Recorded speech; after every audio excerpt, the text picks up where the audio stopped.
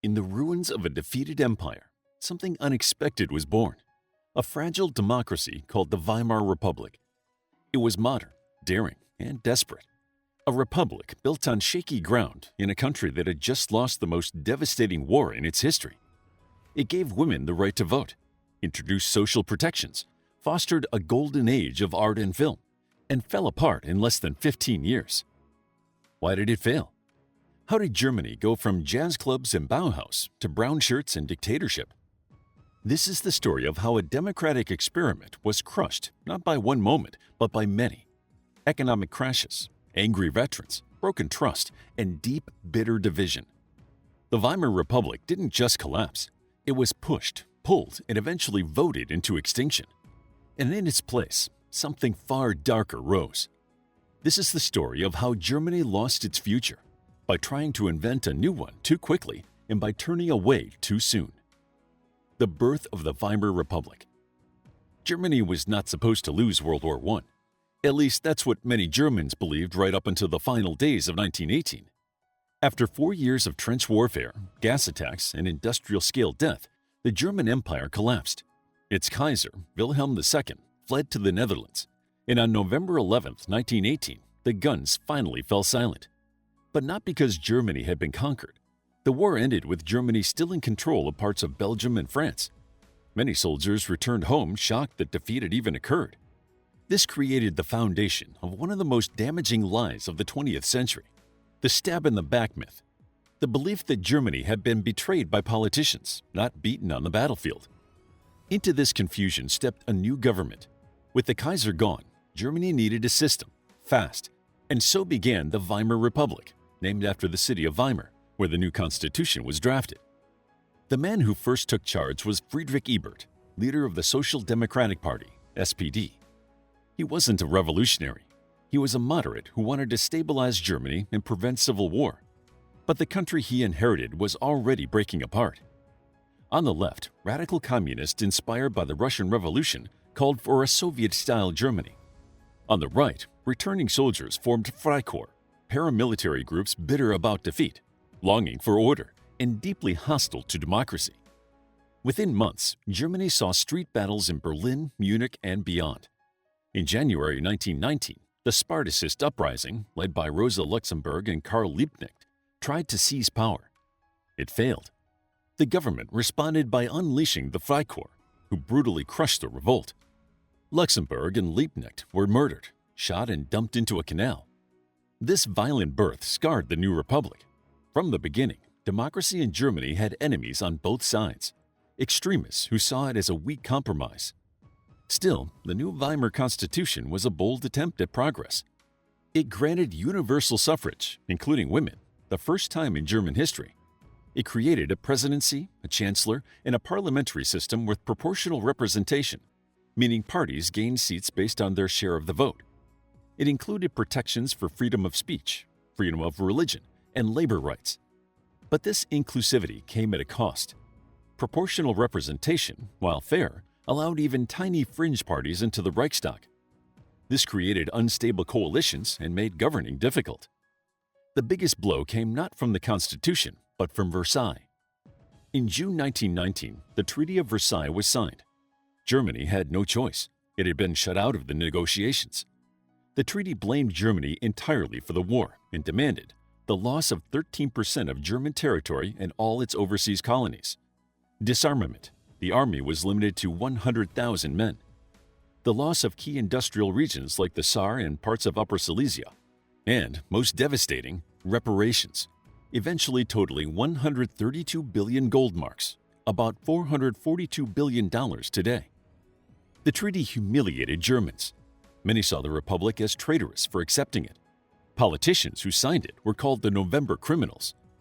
The economy buckled under pressure, and the stage was set for radical voices to say, "This democracy has failed you." But despite all this, the early Weimar years weren't all disaster. In 1920, a putsch attempt from the right, the Kapp-Putsch, failed when workers called a general strike. The Republic, fragile as it was, had defenders. And by 1924, thanks to international loans and new leadership under Gustav Stresemann, Germany began to recover. The 1920s weren't just about politics. they introduced cultural revolution. But underneath the jazz, modernism, and open-mindedness, the clock was still ticking. Crisis and survival in a fragile democracy. The Weimar Republic's survival in the 1920s was a balancing act on a wire strung over fire. Let's talk economics first, because the economy shaped everything. After World War I, Germany's economy was in ruins. To pay for the war, the government had to borrow heavily, and then came the reparations, in amounts so massive that even economists at the time considered it unpayable. To cope, the government did what desperate governments sometimes do. It printed money. The result was one of the worst episodes of hyperinflation in human history. By 1923, one US dollar was worth 4.2 trillion marks. Bread cost billions. Workers were often paid twice a day and rushed to spend their money before prices changed. Children used stacks of bills as building blocks. A wheelbarrow full of cash couldn't buy a newspaper. It wasn't just inconvenient, it was humiliating. Savings evaporated overnight. The middle class, which had been the backbone of Germany, was decimated. Many never forgave the Republic. Meanwhile, Germany faced political threats from all sides. In 1920, the right-wing Kapp-Putsch tried to overthrow the government. Though it failed, it showed how little control the state had over armed groups like the Freikorps. In 1923, the far-left attempted uprisings in Saxony and Thuringia. And in November 1923, a relatively unknown former corporal named Adolf Hitler attempted the beer hall putsch in Munich. Inspired by Mussolini's March on Rome, Hitler declared a national revolution. It failed. Police opened fire. 16 Nazis died. Hitler was arrested. He was sentenced to 5 years but served less than 1 and wrote Mein Kampf in prison. Still, not all was lost. That same year, the Republic found a way out. Gustav Stresemann, foreign minister and briefly chancellor, introduced a new currency, the Rentenmark, tied to gold. Inflation was halted. Then came the Dawes Plan, 1924, which restructured reparations with help from American loans. Billions flowed into Germany, jump-starting the economy. Streets were paved, factories reopened, and life began to stabilize.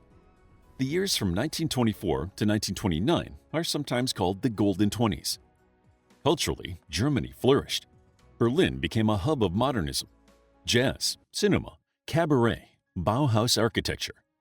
Artists like George Grosz and Otto Dix portrayed the brutality of war and the tension of modern life.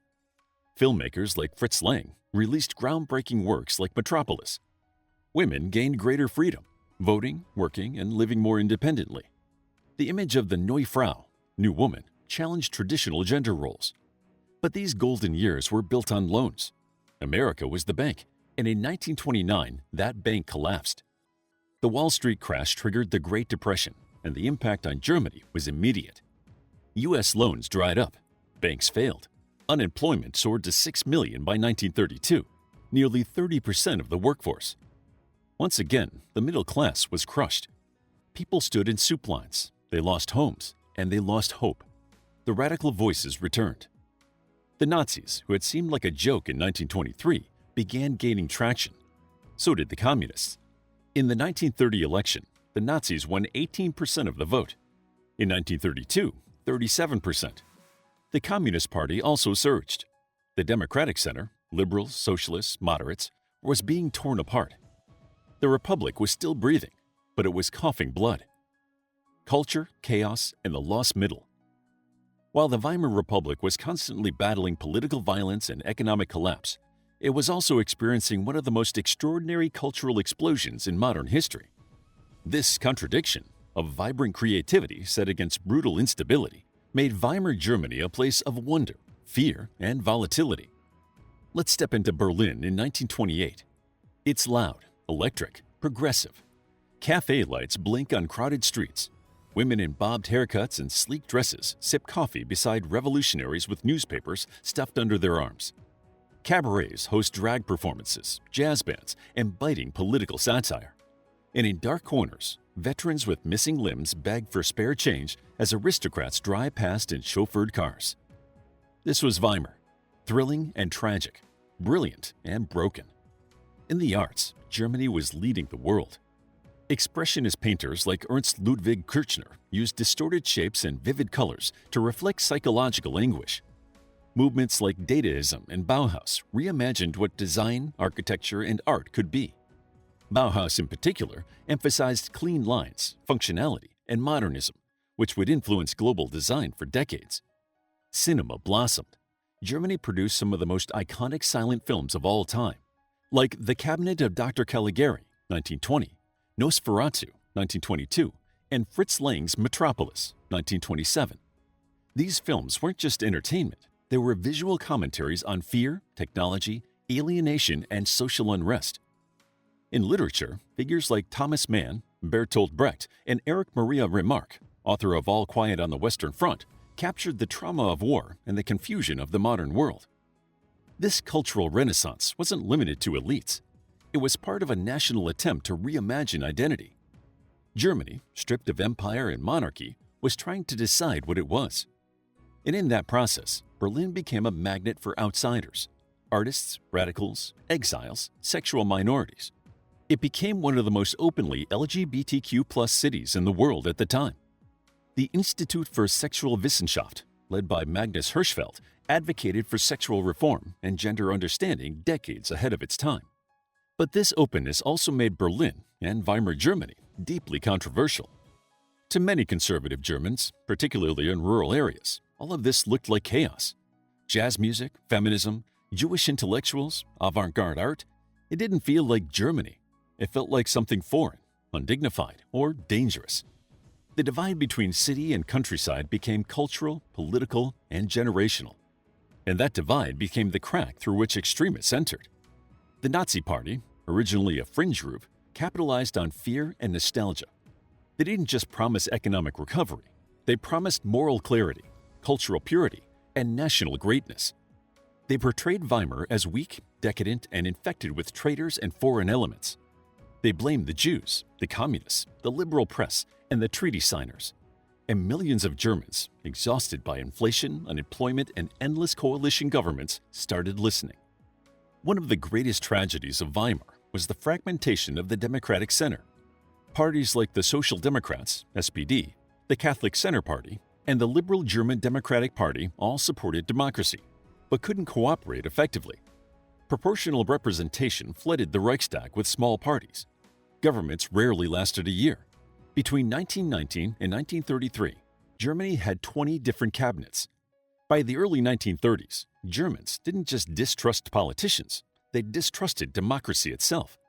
They yearned for order, clarity, leadership. And Adolf Hitler, a man who had failed as a painter and spent time in prison for a failed coup, understood that better than anyone. The Fall. How democracy was voted away. By 1930, the Weimar Republic was staggering under the weight of forces it could no longer control. The Great Depression had gutted Germany. Industrial production dropped by 42%. Unemployment reached nearly 6 million, almost 1 in 3 workers, and no one seemed to have a solution. In March 1930, the government of Chancellor Hermann Müller collapsed. He had tried to maintain unemployment benefits, but conservatives opposed more spending. With no clear majority in the Reichstag, President Paul von Hindenburg, an aging war hero, turned to Article 48 of the Constitution, emergency powers. Under Article 48, the president could bypass the Reichstag and rule by decree. This was the turning point. Democracy began dying not with a bang, but with a legal shortcut. Heinrich Brüning, the next chancellor, ruled largely by presidential decree. He cut spending, raised taxes, and slashed welfare in a time of mass suffering. The goal was to stabilize the economy, but it deepened the depression. Hunger protests spread. So did political violence. The Nazi SA, Sturmabteilung, and the Communist Red Front fighters battled in the streets. Riots became common. Meanwhile, the Reichstag was paralyzed. In the 1930 election, the Nazis went from 12 to 107 seats, becoming the second largest party. Hitler promised work, strength, and revenge for Versailles. He was charismatic, theatrical, and dangerous. Many dismissed him as a loudmouth with no real plan, but to others, he represented hope. President Hindenburg disliked Hitler, calling him a bohemian corporal, but pressure grew. The Nazis continued gaining support, especially from young people, war veterans, and the rural poor. In July 1932, they won 37.3% of the vote, 13.7 million votes, the largest of any party. Hitler demanded to be made chancellor. Hindenburg refused. Instead, he appointed Franz von Papen, a conservative aristocrat with almost no Reichstag support. Papen tried to rule by decree but failed. Another election was held in November 1932, and the Nazis lost some ground, but were still the largest party. Finally, after backroom deals and elite maneuvering, conservatives thought they could control Hitler. On January 30, 1933, Hindenburg appointed Hitler as Chancellor of Germany. They believed they were using him. In reality, he was using them. Within weeks, the Reichstag building burned. Hitler blamed the communists and used the fire as justification to pass the Reichstag fire decree, suspending civil liberties. Thousands were arrested. Political opponents were silenced. Then, in March 1933, Hitler introduced the Enabling Act, a law allowing him to bypass the Reichstag entirely. He needed a two-thirds majority, and he got it, with support from the Conservatives and the Catholic Center Party. Democracy voted itself out of existence. From there, Hitler dismantled all opposition. Trade unions were banned. The SPD was outlawed. In July 1933, the Nazi Party became the only legal party in Germany. The Weimar Republic was over. The Third Reich had begun. What's crucial to understand is this: the Nazis didn't seize power in a revolution. They were handed it through legal means. Voters empowered them. Politicians enabled them. Institutions failed to stop them. The Republic had never fully healed from its wounds: the war loss, Versailles, hyperinflation, political violence, and constant instability. By the time the fire started, there were no firemen left. Conclusion: the Weimar Republic was a bold experiment born from the ashes of an empire. It gave the world visionary art, universal suffrage, and glimpses of a modern democratic future. But it also revealed how fragile that future can be. Germany's first democracy collapsed not just because of one dictator, or one law, or one election, but because too many people lost faith in it. They blamed democracy for their pain and turned to simpler answers, stronger voices, and deadlier promises. The story of Weimar is not just about how Germany lost its way. It's about how democracies can fail when fear, division, and mistrust grow faster than unity, truth, and courage. It warns us that when democracy is young, it needs more than laws. It needs loyalty. When times get hard, it needs guardians, not gamblers.